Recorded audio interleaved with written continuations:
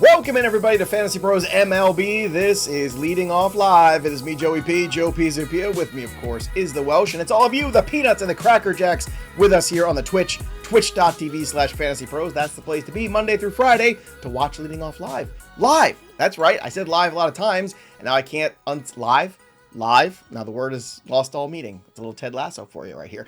All this here and more. We got to talk about the Houston Astros rotation falling apart at the seams. We got to talk about a pitcher who basically ruined your week on Monday, the entire week for all of your ratios. We're going to talk about that. We're going to talk about a Dodger who's leading the National League in everything, but his name is not Shohei Ohtani. But Welsh, we got to start here with home runs, double dongs everywhere. 9 players had multi-home run games yesterday in Major League Baseball. I saw Josh Naylor's live doing some work in the afternoon, and I thought, oh, isn't that nice? Another guy that we called out on the mat on Friday of all the Seattle Mariners guys and then all the Detroit Tigers guys. Everybody woke up, but he wasn't the only one. No. You had Aaron Judge, Mike Trout, Trent Grisham, all in the same game go yard multiple times. Ketel Marte, Nolan Arenado, 2 Diamondbacks. Josh Naylor, former Diamondback. My guy, Kyle Schwarber, who I picked, got me 2 home runs. Jake Berger, Jeremiah Jackson also got it. Let's talk about Jeremiah Jackson. Welsh, so many home runs. How many did you get yesterday? None of them. I will say, have you ever seen that meme with the dragons where it's like straight face, and then goofy? Oh, yeah, the one that's... That's Jeremiah Jackson in this whole 9 homers of double. It's all the Aaron Judge, Mike Trout, and then Jeremiah Jackson, just the silly, goofy guy. Yeah, I mean, it was awesome. It was great. You actually asked before the show, you're like, this has to be the only time this has happened. I'm like, no. You looked, and I think 10 in a given day was the most ever. Yeah, so record, we were really close on it. Incredible output. I mean, my boy Mike Trout kind of keeps rolling on that, but yeah, Jeremiah Jackson and then just a crew of a bunch of other guys, right? That's the big homer output. Pretty much. Oh, Jeremiah Jackson's having a nice little slash season right now. Just put it out there. Just saying. Yes, the record was 10. I looked this up in 2019, September of 2019. Brett Gardner, Didi Gregorius, Corey Seager were among the guys that homered twice. So only one off from the all-timer, which you would think it would be a steroid era one, where it was like, 13 guys hit 2 home runs that night, you know? They were all named McGuire and Sosa and Bonds and all those guys. But no, actually not so much. So interesting stuff there. A great day for power department. Also, did a little video yesterday about guys to buy. One of them, Pete Alonso, who we also did a buy-sell video on yesterday on the YouTube channel. He hit a home run yesterday. Byron Buxton, my other guy to buy. In that video I did, the short form, he hit a home run yesterday. So guys are starting to heat up, which is good. But there's one guy, Welsh, who's hotter than the sun. I'd love to come here one day and not start the show with Jordan Walker pretty much. Would you? Actually, no, that's a lie. I do. I just love it. Jordan Walker hit another home run. 2 for 5 yesterday. It was in a loss to the Guardians, but still. Check this out. He has decreased his chase rate on pitches outside the zone from 34% in 2025 to 28.6. That, to me, I think is the big special sauce to the Jordan Walker renaissance that we're seeing right now. Again, it's unsustainable. We know this. It's absurd. But it is fun to watch, and it's kind of getting almost like, oh, well, if he doesn't hit a home run, is it a failure of a day for Jordan Walker? It's kind of nuts. Yeah, you know, and on the chase rate, the big thing I've been talking about, like, because this is going to happen. Like, there's no chance it's not going to happen. He's going to start seeing less fastballs at some point because he's still at, like, just under 57%, which is almost 5% more than he saw last year. And he's hitting over 300 against them. So, like, things are going to start balancing. Teams are going to be like, oh, he's destroying fastballs. We're throwing him too many. And it'll be the pitchers that he sees that throw more secondaries. But he's hitting, like, 571 against off speed, an average EV of 102 against. Breaking pitch, you know, so that's going to be like changeups and stuff. Breaking pitches, he's hitting 286. Even his expected batting average is like just under 250. He's distributing, you know, the dominance kind of across the board. So, you know, all systems are a go, and maybe this is going to be one of those doofy, like, what was it, like Derek Shelton or Brandon Inge, you know, Aprils that we talk about, you know, or, you know, like this seems like this could click through. 1 year. Do you remember there was a guy from the Astros 1 year or two, got off to a great start? You almost somebody have to, Peanuts and Cracker Jacks, drop it in the chat. Was it somebody? Was it last name White? Oh, why did I remember this? But it wasn't this good. Brennan, Still wasn't this good. I would love to. We should create someday like the all April team of the guys you never heard of again. That just dominate. I don't think this is the case with Jordan Walker. That's the big point, though. So I'm comfortable talking about him every show. Save that for next year when we don't have baseball games and we're just doing stuff. All April team. Put it in the books. We're gonna do that show. That's gonna be great. Bring the show down. You know who was not? Well, I'm not bringing this show down. Look, I just made everybody happy because even if there's not baseball, we're still going to be here every day talking baseball. So who cares? We're going to have fun stuff like that. That's a show I'd want to watch. I just watched a 30-minute documentary, Clubhouse Chronicles, Jeff Pearlman just did on Mark McGwire yesterday afternoon. It was great. It was great. I love stuff like that. Give me love the Mark McGwire. You got very actually the last week. He was very negative about. He called him the biggest fraud in sports history, and it was pretty unbelievable. And he just went after him. He chose violence, which I appreciate. I mean, definitely there's fraud level. You know what I'll say is, I met Mark McGwire. That's a good one too. That's a good one. I met Mark McGwire, and I thought he was going to be just one of the bigger just doofs, of meeting. Because sometimes they're just a-holes. Some of the old guys. It's the exact opposite. Oh, no, couldn't have been one of the nicer guys that I've met from that era. Oh, yeah. Look, I mean, I'm fine with all those guys being in the Hall of Fame. You know that. Once you let in Bagwell and Pfaadt and Ivan Rodriguez and all the other guys, like, that's it. Just tell the story of the era and just make it known. Like, they got dinged or they were known to have or suspected to. Put it on the plaque. Just tell the story. Tell the story. It's fine. Let's live in the truth. We're going to live in the truth about Garrett Crochet's performance yesterday, too. Ugh. 11 runs to the Twins in an inning and 2/3. He was struggling with the command of the fastball yesterday. The velocity was down a little bit, also by 1.5 miles per hour. But also, check out the Twins trolling Garrett Crochet. Took up a new hobby, crocheting, with a picture of Byron Buxton. Weren't they the ones that did the whole duel thing? Remember, they said, we thought this was going to be a pitching duel. We were wrong. We apologize. It was just Taj. Their social media team is out for blood, man. They are great. I'm following the Twins just because I'm here for all the trolling. But here's a question for you too, and sure. Todd's bringing it up here in the chat. He had to be tipping pitches, right? I imagine that had to be a part of this.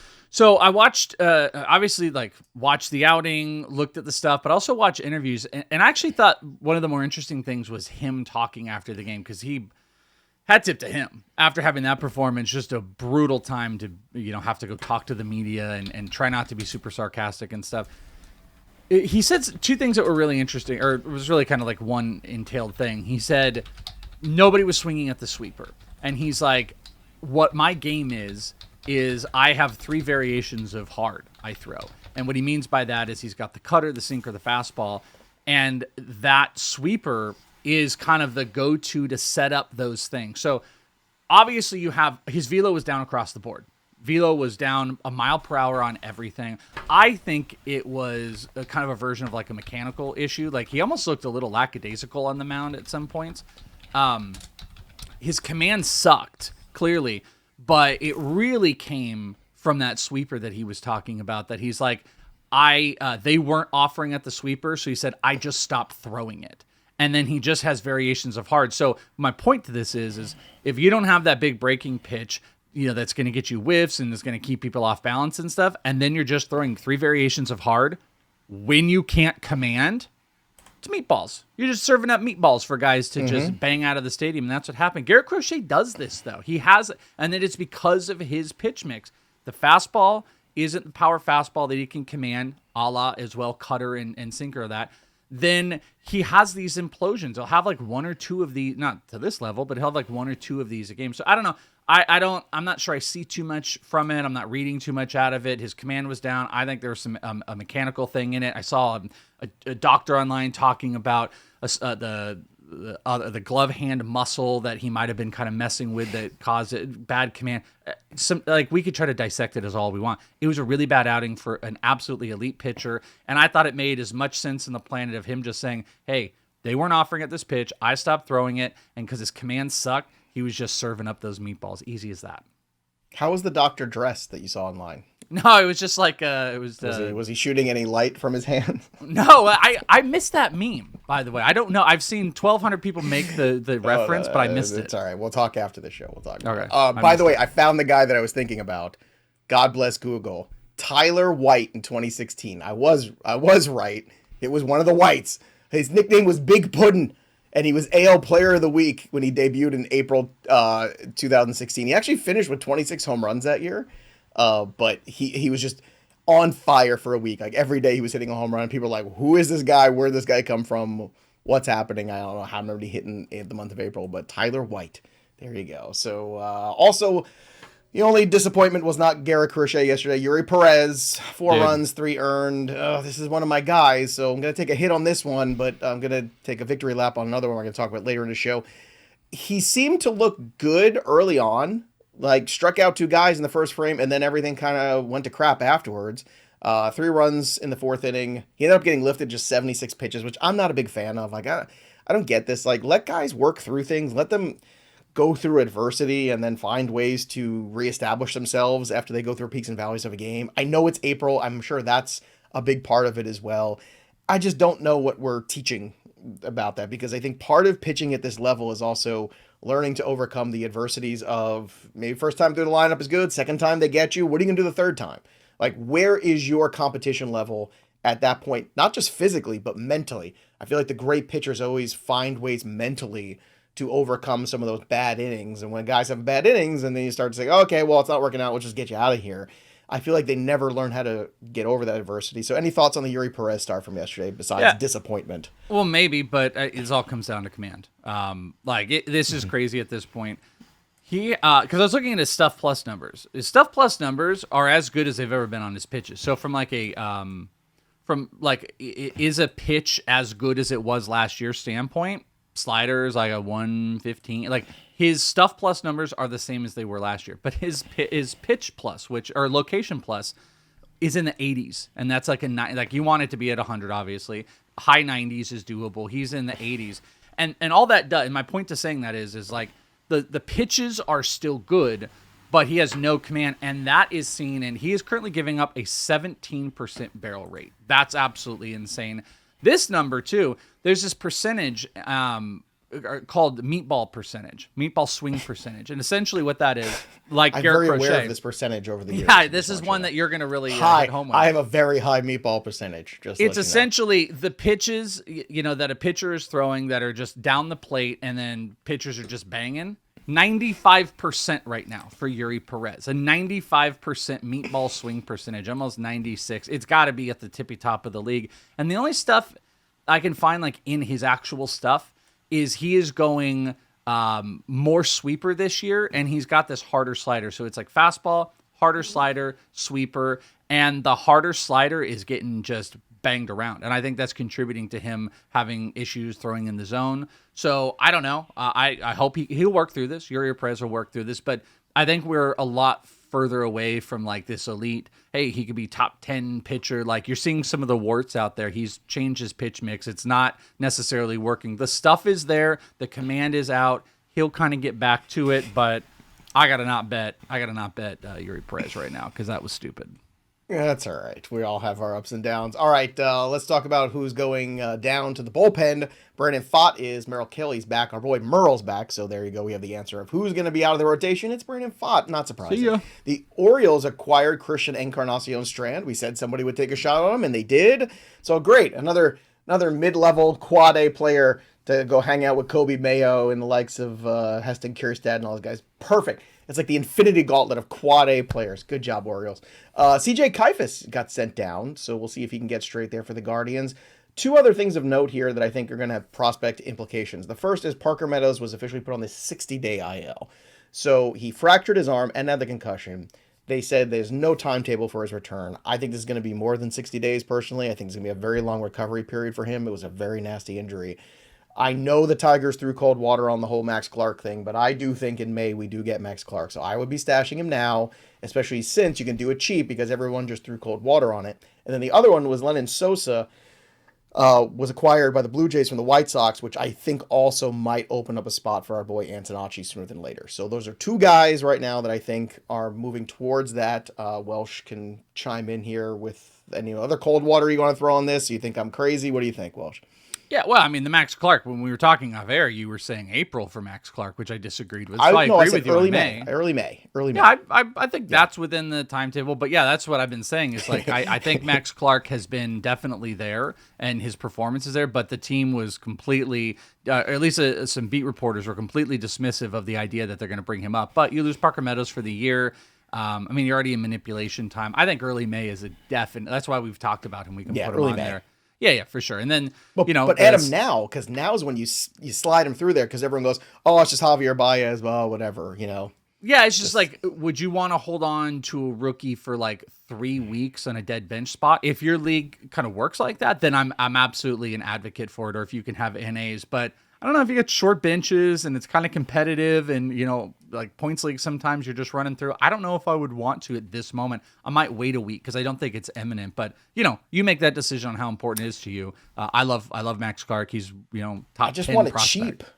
Like, that's the thing. It's like, if I got fab budget and I can get him for nothing, like zero, like a $1 bid, sneak him now, because if he keeps hitting, the drumbeat gets louder. And next thing you know, he's a prospect that comes up and makes a big impact. What? And if he's going to have that happen, then all of a sudden you get like, now everybody else knows it because they're like, oh, this is going to happen soon. Then you have to bid more and you lose more fab. I want to stash him now, if, of course, you have the bench room to do it. Yeah, that the big total agree there. And I think like a month is like a pretty good marker for a lot of teams. Like they all do that. We're going to talk about a prospect in here, top prospect hitting over 300, and the team kind of keeps being like, oh, he's going to tell us when he's ready. And it's like, they are. And but a good month should be the marker for a lot of teams. Like, what more do you need to see out of a player if they're meeting the call? Like, if a guy's struggling after a month, they're showing big inconsistencies, okay, we can talk. But when you get guys that are just dominating for a month, it's like, all right, well, what more do you want? What more do you need to see outside of, like, you got stupid roster constriction stuff like Max Clark would have to have. But, like your point, Parker Meadows kind of created that with the 60-man. So I'd like to see it with Max Clark for sure. The team's yelling at us that it's not time, blah, blah, blah. I don't know. I can't quite buy it. I don't believe it. But those aren't the only prospects to talk about. It's time, everybody, for Prospecting with the Welsh. That's right. Our own Welsh digs deep into the minor leagues to give you the names to stash and the guys in the dynasty you need to know. And let's start with Robby Snelling, left-handed pitcher Welsh. What's happening with Robby Snelling, and why does everybody have to pay attention to it? You guys know I'm a little hesitant to get crazy about starting pitchers. Who's the only starting pitcher I've talked about really so far this year? Noah Schultz. And Noah Schultz is making his debut today. So that's something to, maybe consider when we do talk about them. And Robby Snelling, the strikeouts are back. He's been a little bit walk heavy, especially like in this last start. But in his last start, he struck out 12 and he ended up walking 4. Robby Snelling's still getting his feet under him just a tiny bit, but he's got a 40% K percentage so far in the minors. I think he is knocking on the door of AAA. They're going to want to see the walks come down just a tiny bit, but as he's kind of resetting himself, a big thing I talked about last season with Robby Snelling was that 2 years ago, he lost his stuff. Velo was down, Then last year, he became one of the best pitchers in the minor leagues again. He ended up having, a 1.5 to 2 mile an hour increase on his stuff.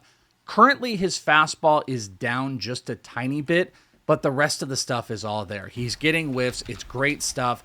Good power lefty. I mean, power, it's more like a 94, 95 on average fastball. But he's just got great whiff stuff. A big strikeout option.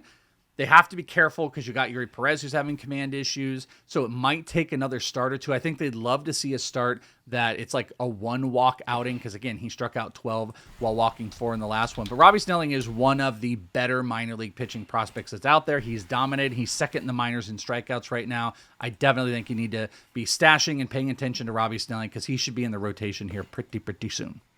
All right, another pitcher we're going to talk about here is J.R. Ritchie of the Atlanta Braves. Ritchie also off to a very good start so far in the minor leagues. He's got a 1.27 ERA where his first 4 starts, 21 innings, 20 strikeouts, but he has walked 10 guys, Welsh. To me, that is a little concerning, but can he get over this hump of the walks and be somebody that the Braves could look to at some point in time in this rotation? I think that's the thing that's holding him back right now. So this is another one of those instances, kind of like Robby Snelling, in that, there was talk of J.R. Ritchie maybe breaking camp and being in the rotation.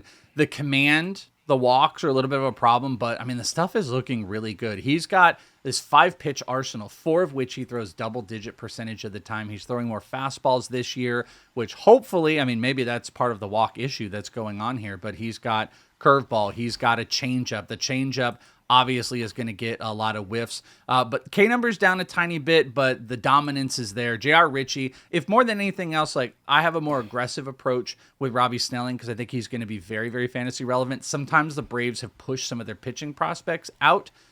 We're putting him on this list because I think with some of the success outside of the walks, he's going to be one of the guys we're going to see here in the very, very near future. And I legitimately think it could be like one really good start away from getting him up. And I think he would be into streamer territory. So he's a little notch to me below Robby Snelling in here, but he's kind of on the precipice.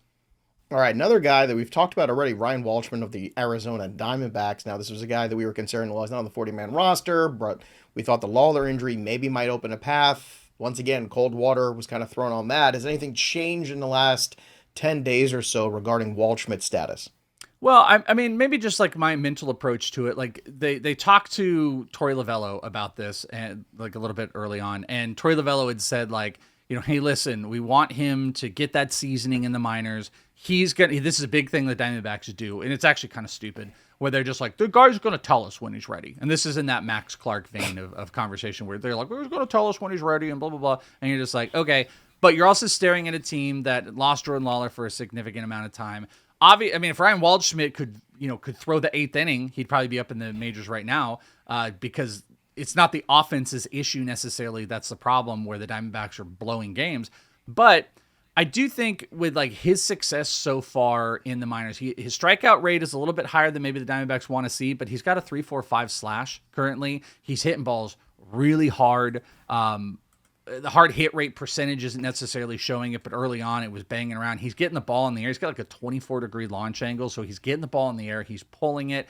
And I think that 3.45 slash and what he can do defensively is just a better option for this team to look at than what they're throwing out there right now. They're throwing out the Tim Tawas of the world. Now, the team has also been a little bit hesitant to do it because Lourdes Gurriel could be coming back soon. But I wanted to point him out simply because, like, he's doing the thing that they said. They're going to tell us when he's ready. Okay, so what more do you need from him to be ready? So I'd give a nice, good attention to Ryan Waldschmidt, but I think it's in the same vein as Max Clark. Like, I can't talk about the same players every single week.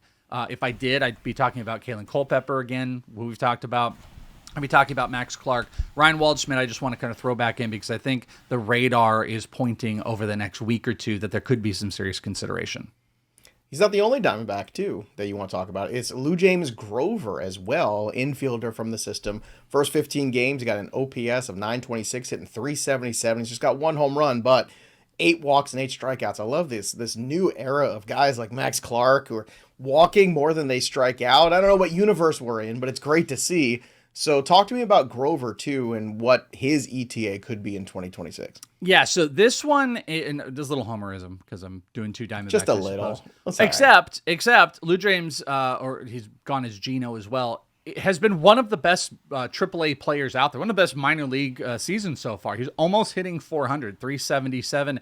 He has an 11% walk rate and an 11% K rate. So he's not striking out. He is making tons of contact with the ball. He's got some extra base hits. The power isn't quite there. He's not going to be a big launch angle guy, but he was an analytics guy. He was actually it was him and Tommy Troy. I talked to Corbin Carroll about a couple years ago in that draft where their scouting directors and their draft specialists had a hyper focus on analytical driven players. So guys that, were either, big pull, air, launch angle guys or really good hard hit numbers. And that's what LuJames does, or Gino. He puts great contact on the ball. He's showing this otherworldly view of like, he doesn't strike out and walk. And guess what? That's going to play. He's got some position versatility. He kind of didn't have a home for some time. He could play second, plays third, could play first. I think this success, the Diamondbacks have a couple of these guys. Tommy Troy is another one of those that's hitting well over 300. They've got these baby backs that are waiting. Now, maybe it's going to take a little bit longer, but nobody's hotter than Gino right now. The Diamondbacks have some issues with Santana out. Arenado, I mean, I know he just hit a homer. He's been okay, but I think we just want to put him on, put a pen in it, put a marker, a watch list on Gino, because if he comes up, He's going to be a great points league player, I think. I think there's more home run potential, good hard hit numbers. I like Gino.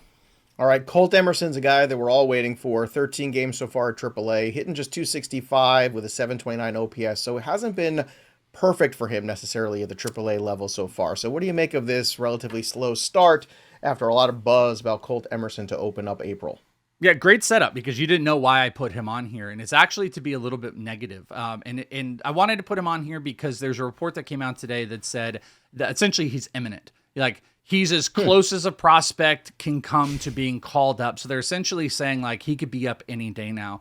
And I think it's interesting that, you know, if they have to make way or make room or whatever capacity it's going to be if they moved off of a guy like J.P. Crawford, in that I kind of think there's some similarities. And his AAA has not really been great. Like, he's a super fascinating player. He's a big-time doubles hitter. He makes a bunch of contact. In the past, we've seen really low K numbers. But this year, over 31% K percentage with a 3% walk rate at AAA. So I thought that was really interesting that a player of this caliber, who they're like, he's going to be up, he gets the big contract extension. You know, what's behind this currently? His hard hit numbers are super low. Average EV in AAA is 86 miles per hour. He's got big strikeout problems right now. And I just don't think he's as great of a fantasy option, at least for this year, especially seeing what's going on in AAA, than maybe the long-term view. So I just wanted to point this out, that we may see Colt Emerson soon. I don't know if I'm going to be super aggressive with Colt Emerson and trying to pick him up if these K numbers are going to continue into the majors. I think it's a worrisome sign. 31 K, 3 walk, a little bit of cold water on Colt Emerson, but he may be up soon. If you have him, I'll go a step further. He might be worth somebody you throw out there in a deal, because a lot of people always love the prospects. You know, every manager in your league, there's always one or two in every league that just overvalues some prospects. And if you've got Colt Emerson, you don't need Colt Emerson to come up and play for you right away or be good for you necessarily. He's an interesting trade trip. You could put him with somebody else and really upgrade something in your starting roster. So think about that too. These names are not just names that can help your roster. They can help your roster improve by moving off of them in redraft leagues too sometimes. And guys who get a lot of hype sometimes don't always live up to it right away. It happens, but never us. We always live up to the hype here on Fantasy Pros MLB. Subscribe to the channel. That's Prospecting with the Welsh. And of course, you can check out fantasypros.com for more of the Welsh's talk about prospects. All right, this is a great comment here from Todd the Jackass, by the way. I just want to bring this up here. Is Waldschmidt the Wario of Paul Goldschmidt? Yes. Yes, he is. This is comment of the week right now. I'm naming it, so well done. Jackass lived up to the name. All right, let's talk about a guy that I was very high on the consensus. I think I'm higher than anybody else in consensus on this player going into the draft rankings. And that is Andy Pfaadt of the Los Angeles Dodgers. So all the hype about all the stars in the Dodgers, and there's so many of them, right? Pfaadt is kind of this guy that we all said, hey, you want a piece of the Dodgers lineup, but you don't want to pay? Guess what? You can have Andy Pfaadt. He got up to his 20th RBI this season. He's the first to get there. He had a 3-run home run yesterday for the Dodgers to beat the Mets, as I figured they would. He's hitting .417, and he's got a .453 on base percentage. Now, obviously, these are not sustainable numbers, but this is the Pfaadt that I thought could be somebody that shows up there, where he's not just a good player, but he is an all-star caliber potential star player for this team. And that is saying something, because if you can add another star, especially in the waning years of Mookie Betts and the waning years of Freddie Freeman here that are upon us, and they will be upon us sooner than later, to be able to cycle through for this Dodger team is huge right now when you get a guy like Pfaadt. If he can keep anything close to this, if he can hit 300, hit 30 bombs, my God, like what a huge savings that is for the Dodgers, especially because those guys you're paying, and Pfaadt right now you're not. Yeah, I agree. I mean, he pretty much did this last year, though. You know, you say it like if he can do it, he almost did it last season. So Pfaadt has been, he's homegrown talent, which is fantastic. It's one of the few players they're not paying $12 billion to. The overall stuff, I mean, he gets the ball in the air. He kind of takes the Mookie Betts school of get the ball in the air, pull it in that ballpark. It's one of the better ballparks for right-handed hitters to pull, and he's doing a magnificent job of that. Great hard hit numbers. Love Andy Pfaadt. Super, super good value in drafts for sure. All right, so just want to take a little moment to show some Andy Pfaadt love. Let's do some 3 up and 3 down. Justin Robleski last night, 2 hits, 8 scoreless against the Mets. They can't hit water if they fell out of a boat. This team offensively is just completely tanked, basically, since the Juan Soto injury. So we'll see if it turns around. Ebbs and flows, whatever, but the Mets have an offensive problem right now. Nady Eovaldi does not have a problem. 7 scoreless innings. So once again, we talked about in the first Rocky outings of Nady Eovaldi, just buy, it's fine, don't worry about it. It's been fine. 7 scoreless against the Athletics. Another team struggling a little bit offensively this year. And then Paul Skeens, 6 strikeouts, not 7, so I missed my bet by 1, so brutal, but good outing for Paul Skeens over the Nationals. The Downs, David Peterson, 4 runs, working 6 innings against the Dodgers. Cade Cavalli, somebody do a wellness check on Joe Rico, because I know he's got every Cade Cavalli share. 4 runs and an inning and a third. It wasn't Garrett Crochet level, but it wasn't good either. And Mike Burrows, 6 runs, 11 hits, and 6 innings, which brings us to the injuries, and we got to lead off here with the Astros, because Imai now goes to the IL. That is now 3/5 of the rotation on the IL for the Houston Astros. This is not good. Well, she's got arm fatigue, so Christian Javier, Tatsuya Imai, and now Hunter Brown as well, all on the IL. We don't know when they're going to return.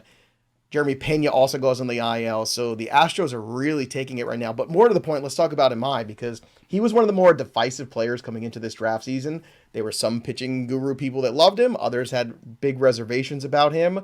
I don't recall where you landed in between. I was the loudest of haters on him. You were the loudest of haters. Yeah, I'm shocked that you don't remember. Yeah, I do. Now that you said it, I actually do remember that. So, what was your hate concerned with the durability factor of him, or just the stuff factor of him going into the year? All of it. I mean, hate in that I openly said his value was decent. Like, he didn't cost a lot, so that was fine.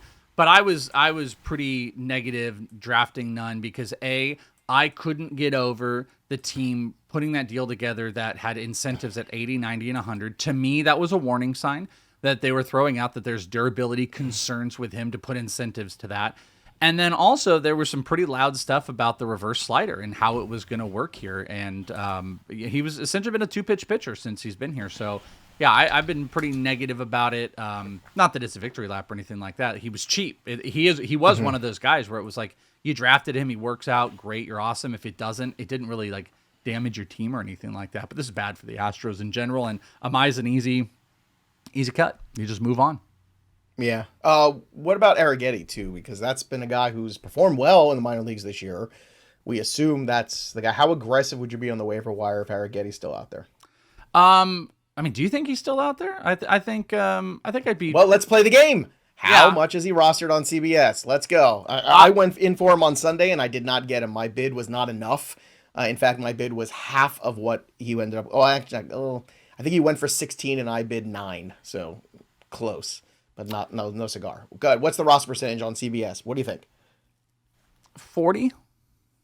Nailed it. 39. Okay. Look at you. Look at you, big boy. Look at you nailing that, Spencer Arrighetti. You like a little Arrighetti in your meatball percentage? You like that one? We can put him. Actually, I would love to. I got a good laugh from there. It is. There's again the genuine Welsh laughter is my favorite. Yeah. When you really get him in there. Not the on camera laugh. No, it's good. I need a good laugh. I got to stop watching the chat today. I'm ready to ban some people. So. The chat's been strong today. I think this has been the strongest chat we've had all season, to be honest with you. One. Yeah. I don't know, man. I think it's pretty good. All right. Wyatt Langford was out again yesterday, but rumors have it he's going to play today. So that's good. Rumors. I think that will make everybody a lot calmer. So let's hope for the best here. Juan Soto is still expected to return in late April. So there he is. Still on the shelf. Still with the Band-Aid. It's a great We will not open him up. Too. That's right. I found the biggest Band-Aid I could find in the house, and I put it on there. He needs it. I wonder if anyone noticed before you said that, by the way, because we said we weren't going to make a comment about it.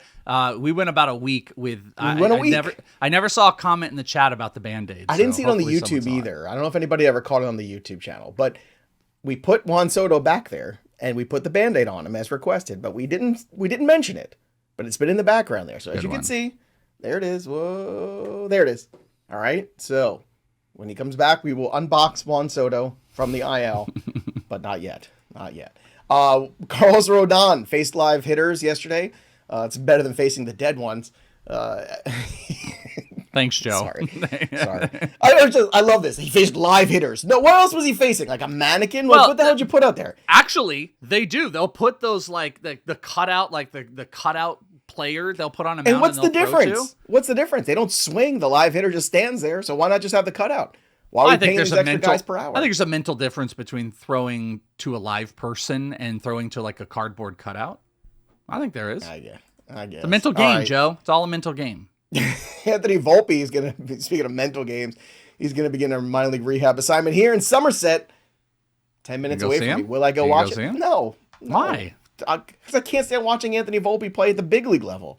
Oh. I got to go watch him play minor league baseball? One of my favorite things has been Yankees fans' hate of Volpe. There's something like I feel bad for the player, delicious. But there's just something about like when fans just like unapologetically are just so against a player when they maybe like should give it a little bit more.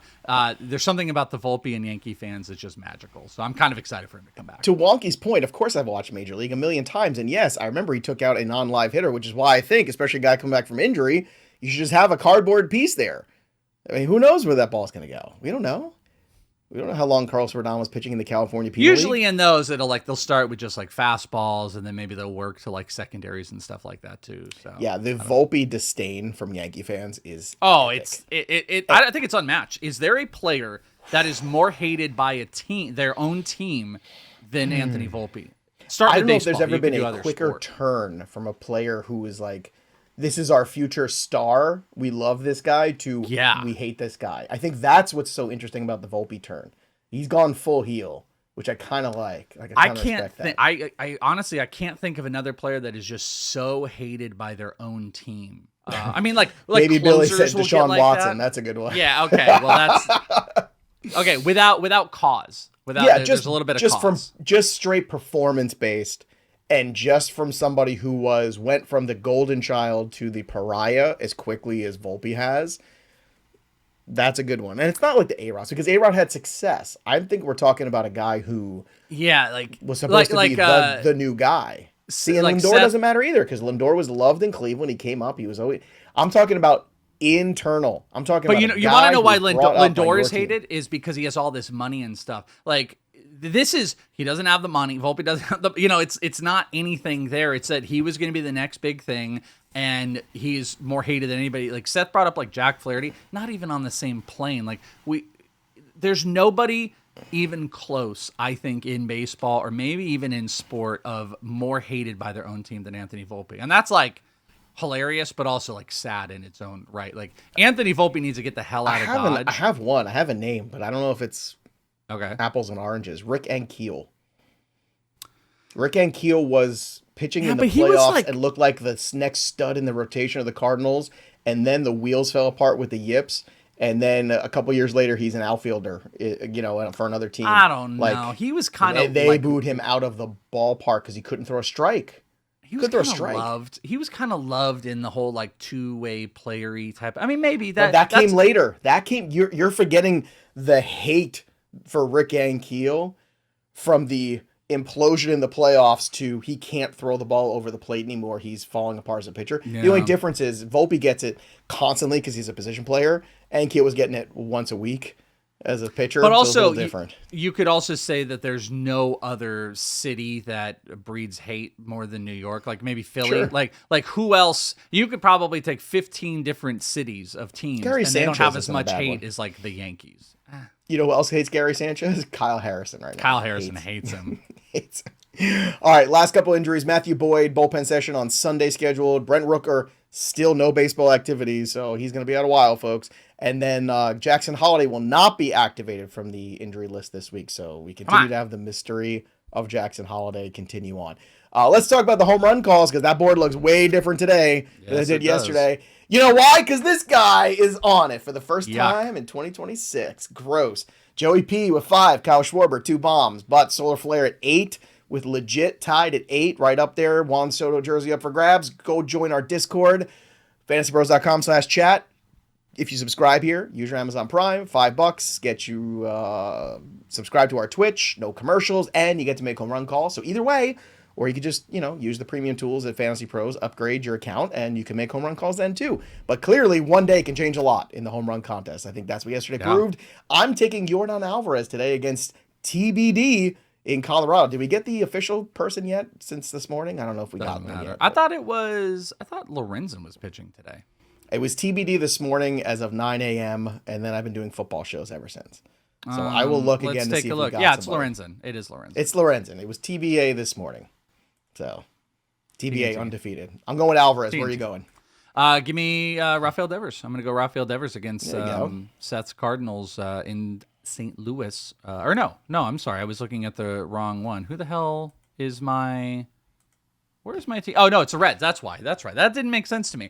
Brady Singer, because Brady Singer stinks! And it's going to be in Great American Ballpark. That's why I loved it so much. Sorry, I was looking at the Cardinals. So, all right, Welsh, it's that time again. It's time for the best bets of the day. With Joey P and the Welsh, I'm going to start with Chandler Simpson getting a steal at plus 165. I like this one today. You got Noah Schultz on the mound making his debut. And guess who's a lot to handle? Chandler Simpson. That's the guy who's a lot to handle out of the gate, too. You got to worry about him getting on base. Then you got to worry about him stealing second or third or all of the above. And I just think for the rookie, that's going to be a lot in your first start to take in. So Chandler Simpson plus 165. That's where I'm going. Welsh, where are you going for your best bet of the day? I will be going with the Guardians, with our boy Joey Cantillo, who we've talked about. That is why, by the way, I was sitting on the Cardinals when I was mentioning the Cardinals, because Joey Cantillo is going up against McGreevy in St. Louis.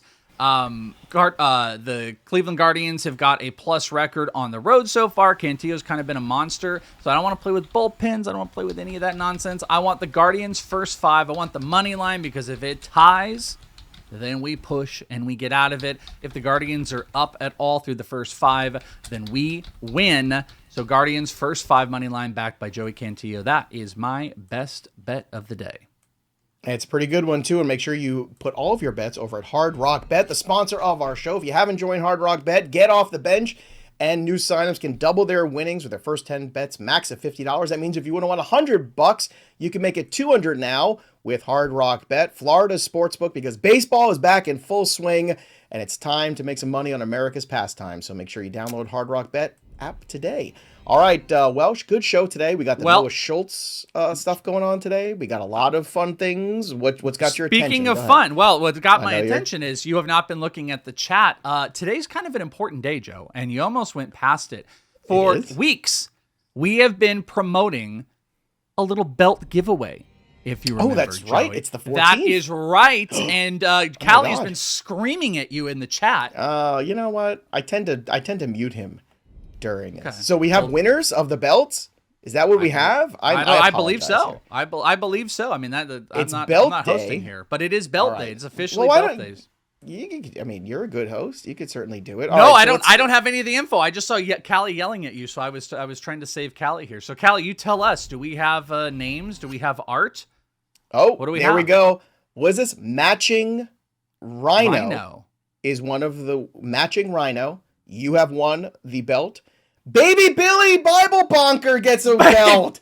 Baby Billy. That's the greatest alliteration in the history of the universe. Baby Billy Bible Bonker belt from Trophy Smack. And who's the third one? The third winner is BD. We love BD. Look at that. And BD is in the chat celebrating Billy. Well, guess what? Turns out you're BD a winner. Won. Look at that. I saw this graphic earlier and I was like, why are these things? I forgot that it was the 14th. So look at that.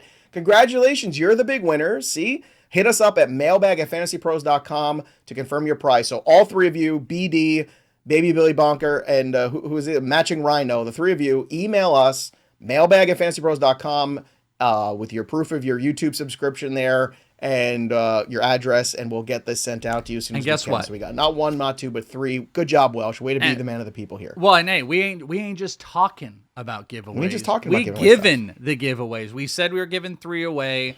Very awesome. Active, subscribers here on the Twitch channel, on YouTube, even on Discord. Love seeing it. Congratulations to you guys. And maybe Joe can give you guys some more love later tonight as Joe goes live on the YouTube channel to do a kind of completely new experience with the Dugout, Joey.